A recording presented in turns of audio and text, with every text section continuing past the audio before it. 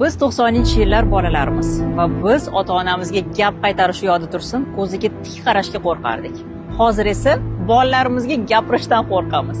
Yaxshi ko'rgan multigimizni ko'rish uchun butun hafta yakshanbani kutardik. Ko'chaga chiqib yarim soat o'ynash uchun esa avval uydagi hamma ishlarni qilishimiz va o'shandan keyin ruxsat olardik. Ota-onamiz ko'chadan bitta snikers olib kelsa, bizdan xursand odam yo'q edi. Hozirchi bolalarimiz kun bo'yi televizor tagida yotishi mumkin. Soatlab telefondan chiqmasligi mumkin.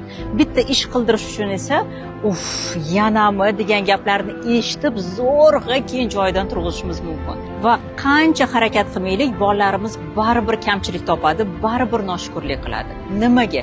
Chunki biz o'zimiz sababchimiz. Biz o'zimiz bolalikda olmagan, yemagan, bormagan hamma sharoitimizni bolamizga qilishga harakat qilib to'yintirib qo'yapmiz va natijada mana shunday iste'molchi pozitsiyasida bo'lgan, noshukur, sabrsiz, dangasa, motivatsiyasi nol bo'lgan farzandlarni yetishtiryapmiz.